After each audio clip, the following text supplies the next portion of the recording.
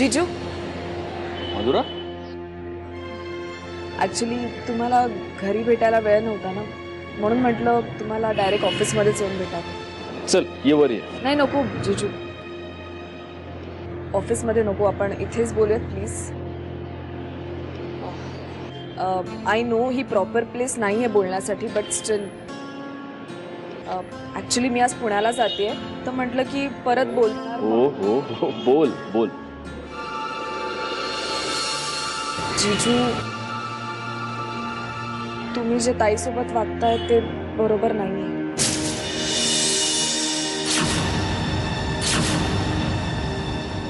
जीजू तुम्ही रस्त्यावरच्या एका फडतूस माणसाचं ऐकून माझ्या ताईवर विश्वास न ठेवता तिला आरोपीच्या पिंजऱ्यात उभं करताय. हे कितपत बरोबर आहे? जीजू तुम्ही दुनिया बघितली, तुम्ही माणसं बघितली, तुम्हाला चांगलं माहितीये काय खरं काय खोटं. तुम्हाला आशिषचा खोटारडेपणा दिसत नाहीये का? एवढं सगळं झाल्यानंतरही तुझी ताई त्या आशिषला भेटायला गेली होती हेही मी बघितलंय. त्याचा आणि तिचा तो फोटो मी बघितलाय, त्यानं तिला लिहिलेलं पत्र मी बघितलं. नाही जीजू, तो फोटो खोटा आहे आणि ते पत्रही खोटं हो आहे. मी सगळं मान्य केलं मधुरा, सगळं खोटं आहे, सगळं खोटं आहे. पण काल रात्री तुझ्या ताईनं तिने सही केलेले डिवोर्स पेपर्स माझ्या समोर ठेवले, तेही खोटे. काय? हो, ताईनं सह्या केल्या? आणि ती मला हे समजावून सांगण्याचा प्रयत्न करत होती की कसं मी त्या पेपर्सवर सह्या कराव्यात आणि या त्रासातून कायमचं मुक्त व्हावं. नाही जीजू, काहीतरी गैरसमज होतोय. तुम्हाला खरंच असं वाटतं की ताईनं डिवोर्स पेपर्सवर मनापासून सह्या केल्या असतील? अहो तिला त्यावर सह्या करताना किती वेदना झाल्या असतील याचा जरा तरी विचार करा. खूप विचार करून झालाय माझा मुलगा.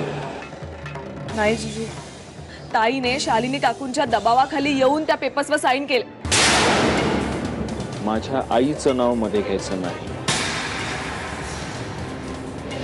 माझं आणि मंजिरीचं नातं टिकावं म्हणून माझ्या आईनं जितके प्रयत्न केलेत ना तेवढे या जगात कोणी केले नाही. हो, मग ताईने डिवोर्स पेपर्सवर सह्या केल्याशिवाय मी औषधाच्या गोळ्या घेणार नाही असं म्हणणं हे सुद्धा त्या प्रयत्नाचाच भाग आहे का? काय बोलतेस तू? हो जीजू, मला चांगलं कळतंय. शालिनी काकूंनी फोर्स केला त्यामुळे ताईने त्यावर सह्या केल्यात. आणि हे तुला तुझ्या ताईनंच सांगितलं. जीजू प्लीज. बस, मी तुला माझ्या लहान बहिणीसारखं म्हणतो. उद्या तुझ्या आणि माझ्या ताईचं काहीही झालं, अगदी आमचं नातं मोडलं तरी सुद्धा माझ्याकडून आपल्या नात्यामध्ये काहीही अंतर येणार नाही. पण तू इथे उभी राहून सतत तुझ्या ताईविषयी जर बोलणार असेल तर आपल्यात बोलण्यासारखं दुसरं काहीही नाही. आणि आता मला खरंच उशीर होतो.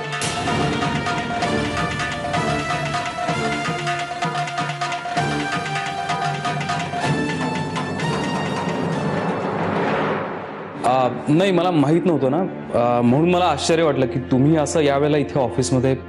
म्हटलं मे बी काही प्रॉब्लेम असेल. नाही, प्रॉब्लेम काहीच नाही. आता समजावून सांगाल मला काय काय काम करायचं आहे ते? मला असं लगेच नाही सांगता येणार, कारण मुळात तुमच्या ऑफिसमध्ये जॉईन होण्याबद्दल सत्यजित सुद्धा मला काही बोलला नाही. त्यामुळे मग आत्ता सांगतोय असं समज. सौ नेत्रा गौरांग मुधोळकर आजपासून आपल्या ऑफिसमध्ये काम करतील. गुड. आणि आपल्या ऑफिसमध्ये काम करणे म्हणजे वेळेत ऑफिसला येणे आणि छान दिसणे एवढंच नव्हे. बाहेर वर्दे बसलेत, त्यांच्याकडून काम समजावून घे. जा. Okay, thank you.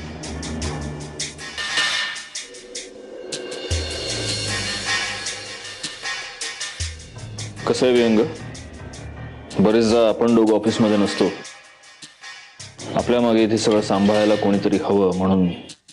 नाही सत्यजित, तरी सुद्धा ऑफिसमध्ये काम करणारा एखादा माणूस त्या कामासाठी क्वालिफाईड आहे की नाही हे जरा आपण. मंजिरी तरी माझी बायको असण्यासाठी कुठे क्वालिफाईड आहे? तरीही ती माझी बायको आहेस ना. हे बघ, मी ऑफिसच्या मॅनेजमेंट बद्दल बोलतोय. मी तर त्याहीपेक्षा मोठ्या गोष्टीबद्दल बोलतोय. मी आयुष्याच्या मॅनेजमेंट बद्दल बोलतोय. तू कुठली गोष्ट कुठे येऊन चाललाय सत्यजित? हे बघ, तुला जर काही प्रॉब्लेम असेल तर बाहेर जा आणि तिला सांग चालायला लाग म्हणून. नाही नाही राजे, तुम्ही अपॉइंट केलंय म्हटल्यावर माणूस योग्यच असणार. कामाचं बोलूया. हो, त्या ग्रीनफील्डच्या जमिनीसाठी सध्या बाहेर शोधण्याचं काम चालू आहे. मला म्हणूनच तुझ्याशी त्याच्या संदर्भात जरा डिटेलमध्ये बोलायचं होतं. काय की त्याच्यात काही लिगल प्रोसिजर्स आहेत. तर हॅलो, काय राव, मगाशी लईच कावले होते तुम्ही, हा? म्हणून म्हणलं आता जरा शांतपणे बोलावं. काय मग जमतंय का? हा, आज रातच्याला मंजूला देता का आमच्याकडं पाठवून? चिंता नका करू, सकाळी साडी चोरी ओटी भरून पाठवतो. काय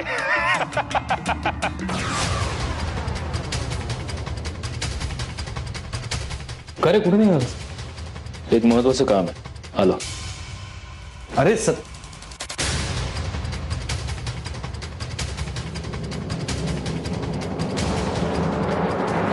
हमारी शरण में तांबड़े बाबा, मेरे बाबा तांबड़े बाबा. साहेब, त्या आशिषचं काय करायचं? बघा आता काय करायचं म्हणजे, तुम्हाला पत्ते खेळता येतात का? हो, येतात. नाही येत तुम्हाला पत्ते खेळत, तुम्हाला पत्ते खेळता येत नाहीत. अहो तो आशिष म्हणजे जोकर आहे. म्हणलं तो हुकमाचा एक का, म्हणलं तर बाहेर काढून फेकून द्यायचं. कळलं का? काही डोसक्यात येतं का? ते काय मला कळत नाही. अहो, त्याला आपण बाहेर काढला, त्याला पोचतोय, त्याच्यावर इतका खर्च करतोय, पण त्याचा काय उपयोग? काय उपयोग? काय उपयोग? बघा आता आता एवढी मोठी हवेली आहे आपली, त्याच्या समोर एखादं कुत्रं पाळलं तर आपल्याला काही फरक पडतो का? हा? पाळू त्याला, सुरू एखाद्या दिवशी त्या मुधोळकरवर भोकायला.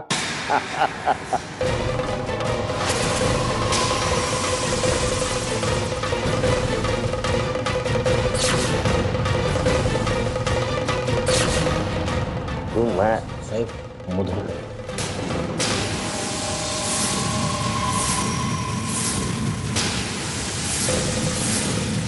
सत्यजित भाऊ, वा वा वा, सत्यजित भाऊ तुम्ही इथे. जे मनी वसे ते चित्ती दिसे. सत्यजित भाऊ, यू हियर.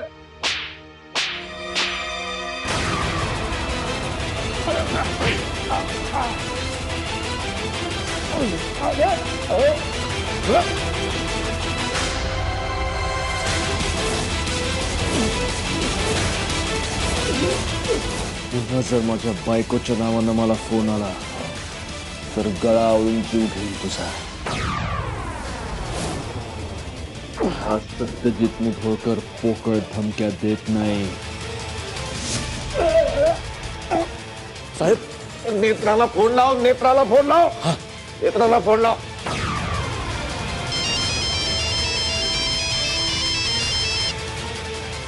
हॅलो, साहेबांना बोलायचं आहे.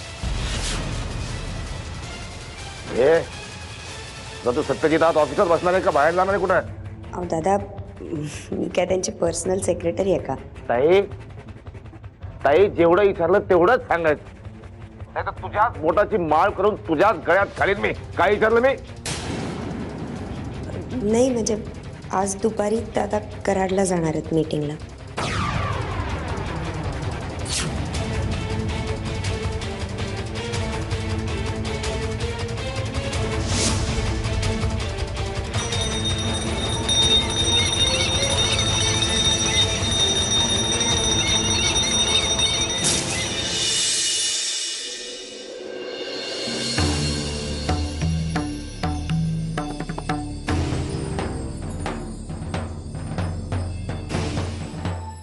येते मी.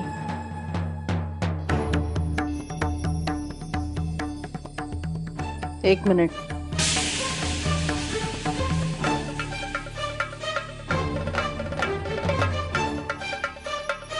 तुझ्या ताईची पत्रिका. तुझ्या वडिलांनी जो दोष, जे गंडांतर या पत्रिकेत आहे असं सांगून घाई गडबडीमध्ये हे लग्न लावलं. तो दोष या पत्रिकेत अजिबातच नाही. तुझ्या वडिलांनी किमान तपासण्यासाठी तरी ही पत्रिका एखाद्या गुरुजींना दाखवली असती ना, तर जो दोष खरंच या पत्रिकेत आहे तो त्यांना कळला असता. आणि मग हे असं घाई गडबडीमध्ये लग्न लावण्याची चूक त्यांनी कधीच केली नसती. मला काहीच कळत नाहीये तुम्ही काय बोलताय. साहजिक. आता नीट कान उघडे ठेवून ऐक. गुरुजी असं म्हणाले, ही पत्रिका ज्या मुलीची आहे तिच्या नवऱ्याची लग्नानंतरची काही वर्ष अत्यंत खडतर जातील. संकटांचं दुष्टचक्र त्याच्या मागे लागेल.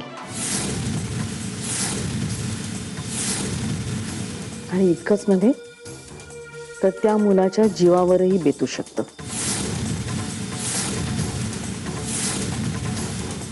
आता कळलंय. पत्रिका तपासल्यानंतर कळलंय की लग्नातच आमची कशी फसवणूक झाली होती. आणि आजही माझ्या सत्यजीतच्या सुखाची जी राखरांगोळी चालली आहे ना, ती सुद्धा हिच्याचमुळे. काकू, या सगळ्यावर किती विश्वास ठेवायचा किती नाही हे पुरे. हे धडे तुझ्याकडून घ्यायची गरज नाहीये मला.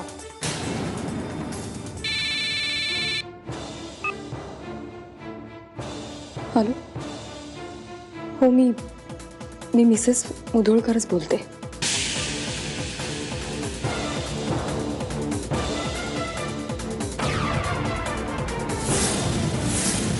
काय?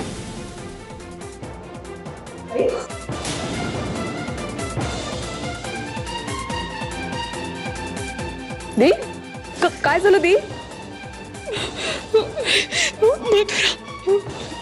मधुरा कराडहून येताना यांच्या गाडीचा ऍक्सिडेंट झाला.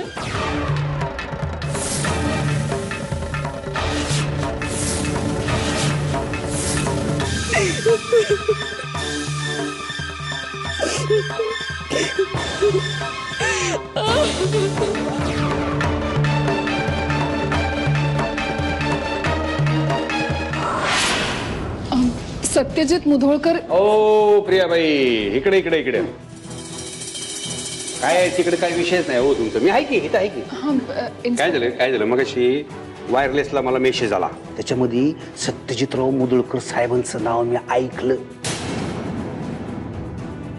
नाव ऐकलं आणि तसाच 0 मिनिटात मी स्पॉटवर जाऊन पोहोचलो. कार बघितली मला तर वाटलं का बा. सत्यजित कुठे आहे आता?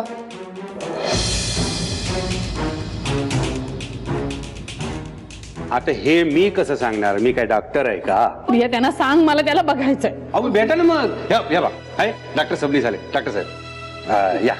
काय मुधोळकर साहेबांची केस हेच बघून राहिले. डॉक्टर साहेब, मला काय म्हणायचं, हे आहेत ना सत्यजितराव मुधोळकर साहेबांच्या घरची लोक आहेत.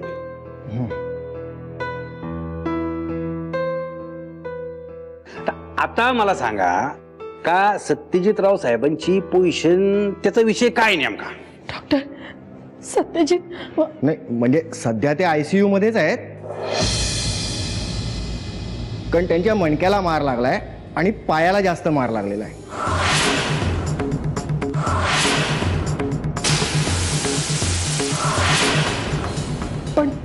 पण आता but the good thing is that की जास्त ब्लड लॉस झाला नाहीये आणि मुख्य म्हणजे मेंदूला मार लागला नाहीये. नाही ना? Best best.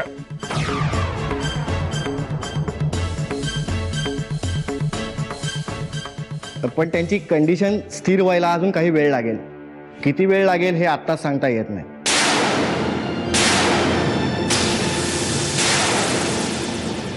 बरं, एक्सक्यूज मी. Excuse me.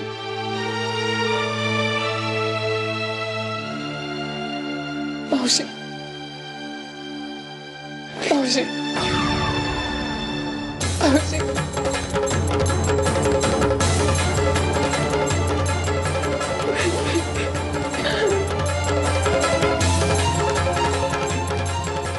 भाऊजी.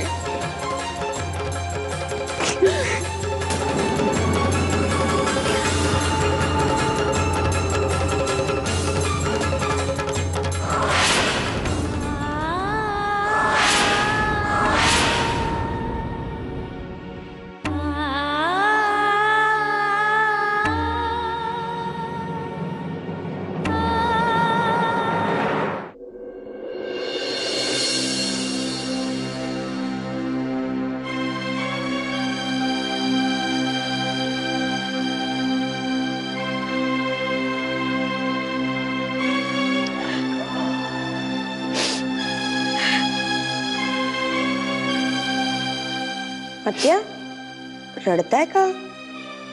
काय झालं? आणि घरातले बाकीचे कुठे आहेत सगळे? तुला ठाव नाही भाई काय झालं ते? नाही, काय झालंय? अगं ती मंजिरी सत्यजीतच्या जीवावर सुटलीये. आता काय केलं तिने? अगं सत्यजित कराडला गेलता. हा माहितीये मला. काय झालं? अगं परत येताना त्याचा ऍक्सिडेंट झाला ग.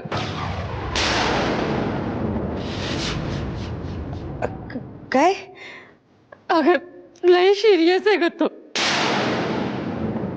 ज्यानं कोणी हे केलं असेल ना त्याचं लई वाईट होईल बघ. त्याच्या जीवाला काय झालं तर? हे बघा आत्या, काळजी नका करू. सगळं होईल व्यवस्थित. हा होईल सगळं. मी ना आता आई आंबेसमोर दिवा लावूनच बसते आणि तिला साकडं घालते. हो.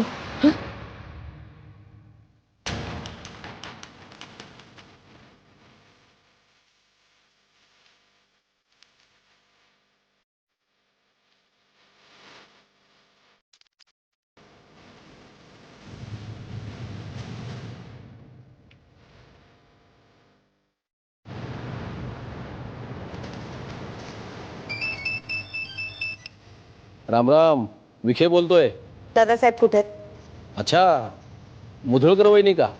दादासाहेब कुठे आहेत? विखे साहेब नाही तिथं. हा काय प्रकार आहे आणि सगळा? अरे आता साहेब इथं नाहीत म्हणजे हा कसला प्रकार असणार आहे? हे बघा विखे, तुम्हाला चांगलं माहितीये मी कशाबद्दल बोलते ते. अहो वहिनी, तुमचा कसला प्रकार आहे हे मला कसं समजणार? विखे, मी सत्यजित दादा दुपारी कुठे जाणार आहे ते तुम्ही मला का विचारलं होतं? कुणी विचारलं आणि कधी? अहो काय बोलताय? हे बघा वहिनी, तुम्हाला एखादं सापान बिपान पडला असेल नाही तर भास झाला असेल. अहो विखे, अहो असला प्रश्न आम्ही कशाला विचारू? उगा आपलं काहीतरी. असं काय करताय? एका तुम्ही दादासाहेबांना फोन द्या, मला त्यांच्याशी बोलायचंय. साहेब नाही तिथं, ते आल्यावर फोन करा. झाला का रे फोन? होय. वा वा वा विख्या, मस्त कटविलस तू. वा मजा आली. हॉस्पिटलचा काय रिपोर्ट?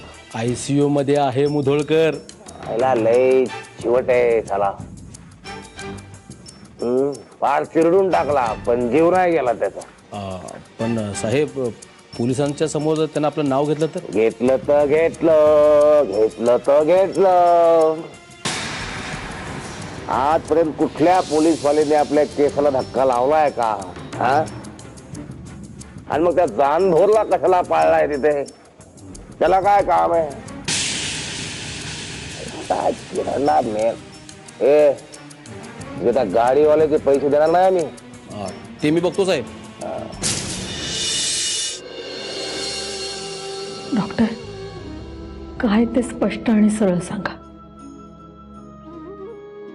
काही ऐकायची तयारी आहे आमची. काय आहे, त्यांच्या मणक्याला जो मार लागलाय त्यातून ते स्वतःच्या पायावर उभे राहू शकतील की नाही सांगता येत नाही.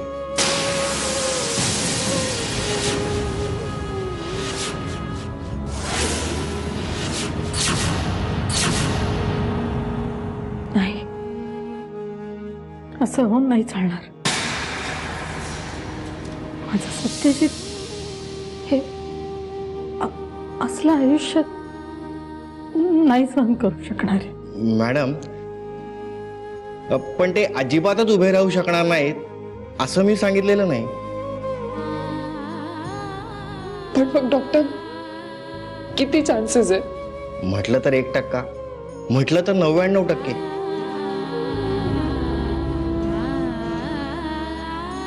आणि खरं काय आहे की आता ही जास्त करून लढाई त्यांच्या मनाची आहे. अपघातात बरेच वेळा लोक शरीरापेक्षा मनानं जास्त खचतात. मनाची तयारी केली तर काहीही अवघड नाही. आपल्याला त्यासाठी आता प्रयत्न करायला हवेत. आणि एक गोष्ट मात्र लक्षात ठेवा, या पुढचा प्रवास खडतर असणार आहे. सत्यजित साहेबांसाठी आणि तुमच्यासाठी.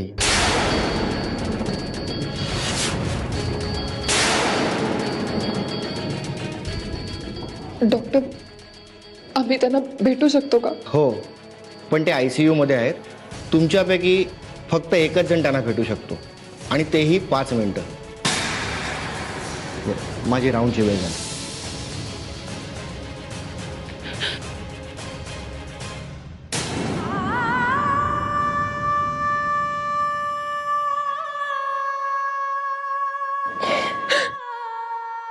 मावशी, मावशी रडू नकोस अशी. हे बघ, काहीही संपलेलं नाहीये. डॉक्टर म्हणाले ना, सत्यजित पुन्हा त्याच्या पायावर उभा राहील म्हणून. मावशी, तो नक्की राहणार, मला खात्री आहे. प्लीज रडू नकोस. आई, आई, मी बघून येते यांना. खबरदार.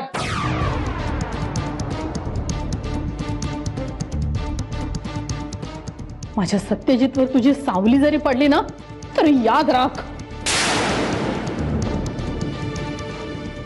पाहिलं सत्य, लग्नाच्या वेळेला आम्हाला फसवलं. माझ्या सत्यजितच्या जीवावर बेतलंय ते. बास आता, बास.